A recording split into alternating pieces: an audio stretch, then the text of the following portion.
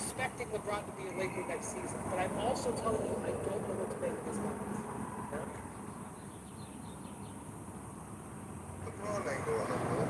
LeBron ain't going nowhere. I think because it's a new owner, it was just a message out there. And I think it was very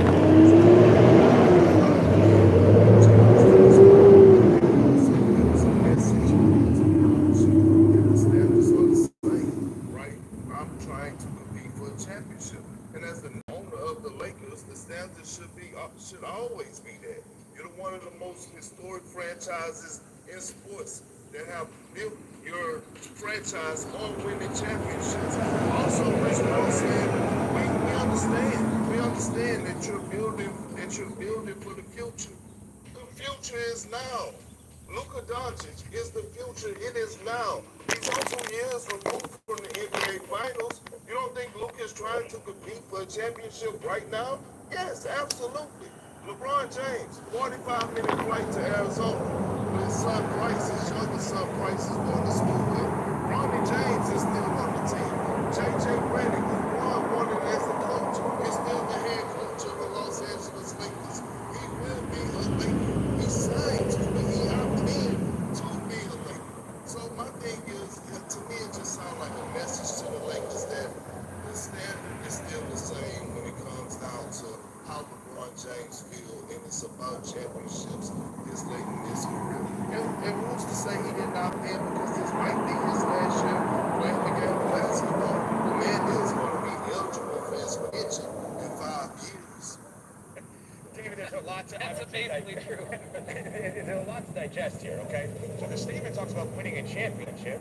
We know the Lakers are a championship level team. Bert said he's not going anywhere. Wendy said it's unlikely that he's not going anywhere. Your reaction to Rich Paul? Yeah, this is the LeBron Rich Paul playbook that they've used for his entire career, even before the NBA. I mean, LeBron determines what happens ever since high school, right? And now the playbook is the same, but the game has changed, right? LeBron does not have the leverage that he once had. LeBron and Rich Paul love keeping their organizations on their toes, making them feel like they constantly have to work and add free agents, do whatever they can to win a championship on his watch in his window. The problem is that window isn't there anymore. They're building around Luka. LeBron and Rich Paul, for as long as he's been in the league, tell franchises to jump, and they traditionally say how high. Now with the Lakers, they have to say, we're going to check with Luka first before we see how high we jump. LeBron is is unfamiliar for him, and that unfamiliarity creates some of that awkward language that we saw from Rich Paul. They're navigating a new reality that they haven't had to deal with. On a trade from Cleveland to Miami. That's very technical. In reality, he has never actually asked out.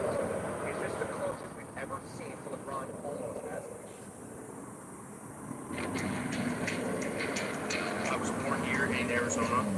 I was raised in upstate New York, a small town. Once I hit 18 years old, I joined the Army. I wanted of service. I did some time in Afghanistan. When I got out of the military, I became a chef because I wanted to stay in the service world. I wanted to be the next Gordon Ramsay. When stuff broke down inside the restaurants is whenever you would get service technicians that would come. These service technicians would sometimes show up in their personal vehicles. I'm 10 years into being a cook, being a chef. You know, I should be driving a decent car. These guys are driving jacked up diesel trucks, nice cars. They're bragging about their weekends out. I'm like, bro, I haven't seen a weekend in 10 years. And that's whenever a buddy of mine who had graduated here and a cousin of mine were like, dude, go to that school. You're not going to regret it. That's what brought me here. And that's what like elevated my career from kitchen chef to top flight refrigeration.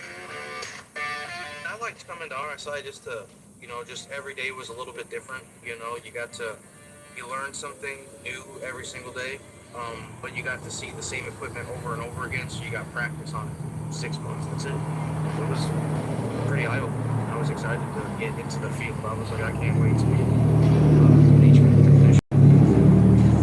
I was hired right out of school. I like the refrigeration side of it. I think I have to use my mind for refrigeration than I do for HVAC. I own top flight refrigeration. I'm hoping that the business grows to, you know, like I don't want to be too big, you know, I'd like to stay small so I can give people like the good prices that I can give them currently. But at the same time, you know, like if I can be in every single state, I will be. You know, sky's the limit. When I'm not being a technician, I'm still heavily into video games. I like to throw axes. I like to shoot my guns. Camping, fishing, hunting. I mean, you name it. Lions, tigers, the bears. You get to do it all. My why on each